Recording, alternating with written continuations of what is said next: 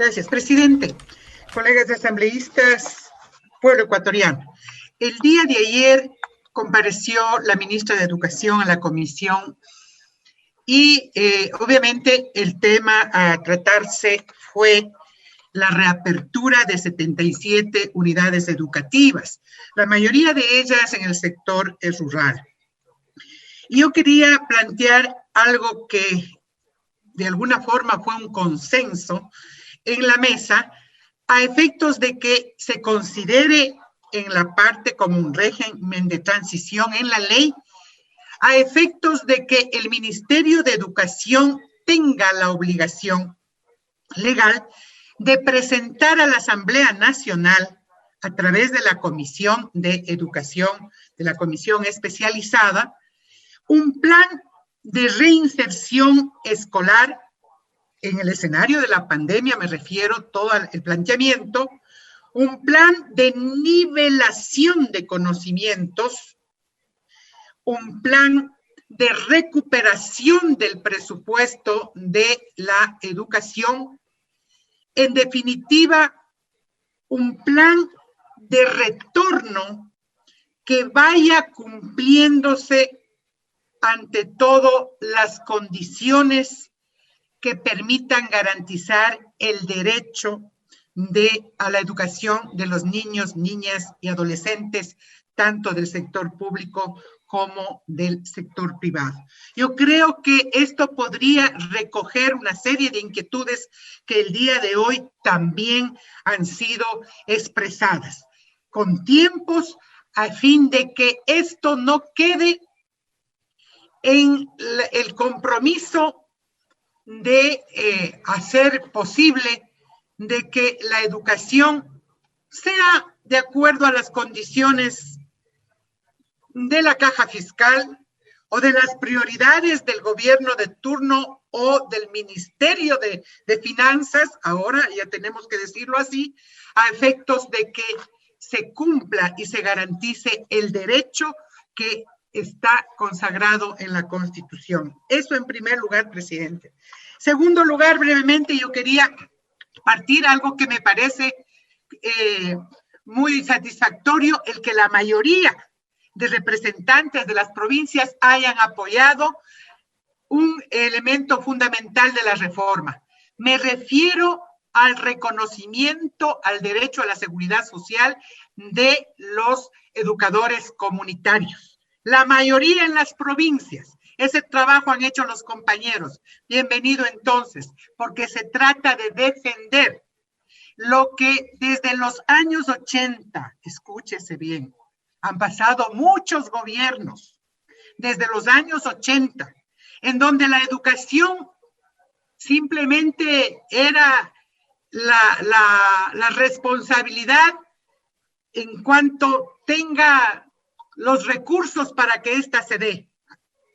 Era la posibilidad que teníamos los maestros de cobrar cada 3 meses, en donde los programas de alfabetización los realizaban los educadores comunitarios, donde los programas de educación popular los realizaban los educadores comunitarios, donde las bibliotecas populares, el programa de posalfabetización, la educación artesanal, la educación, o sea, que se impulsaba la creación de las escuelas en el sector rural, lo iniciaban los educadores populares.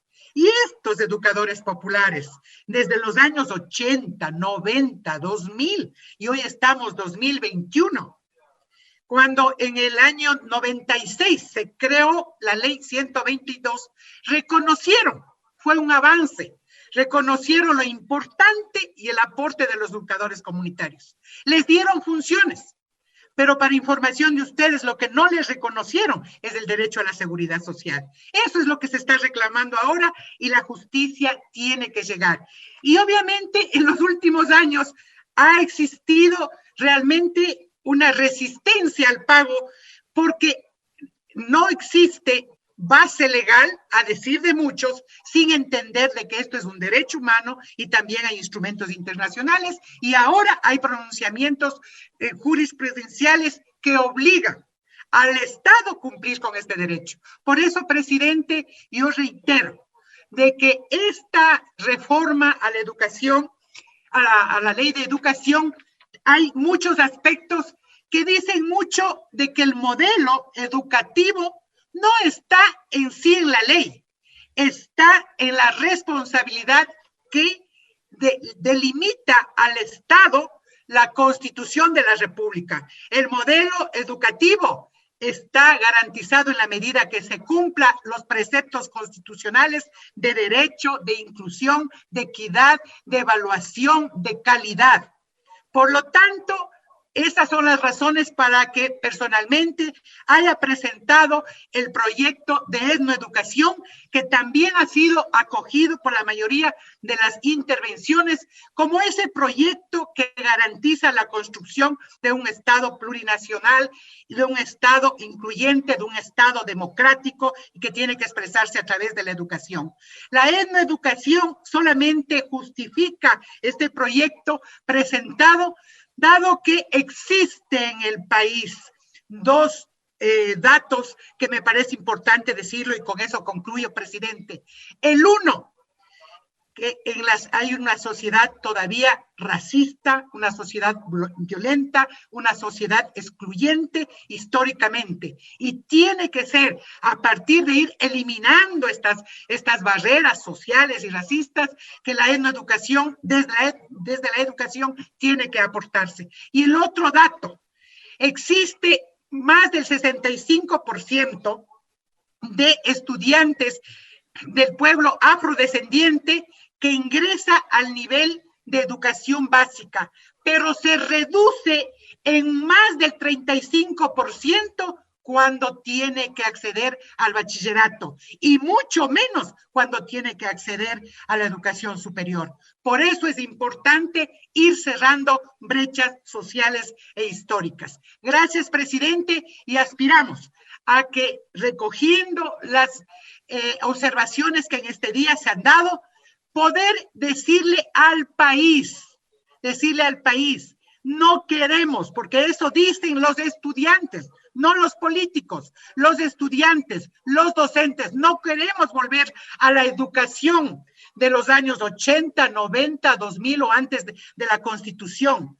Y tampoco queremos dejar de señalar los problemas pendientes que no se hicieron y corregirlos a tiempo. Queremos proyectar una educación de futuro, una educación en donde la era tecnológica, científica, hacen y obligan a que nos proyectemos hacia adelante buscando esos desafíos. Precisamente para eso aporta esta reforma, que no creo que es perfecta ni integral, pero sí aporta justamente a sumar esfuerzos, porque el proceso educativo no es solamente de un sector político que coyunturalmente puede estar o no estar dirigiendo un gremio o la educación. Esta reforma han pasado 3 ministros de educación en cuatro años. Y hoy se habla de hace 8, 10 años atrás y poco se habla de lo que ha significado un retroceso en los últimos 4 años. Muchísimas gracias, esperando que la educación esté pensada en los niños y no en particularidades, peor, en odios o en venganzas. Muchísimas gracias. Esta fue la segunda intervención del asambleísta por Imbabura, Silvia Salgado. Hemos concluido con este segundo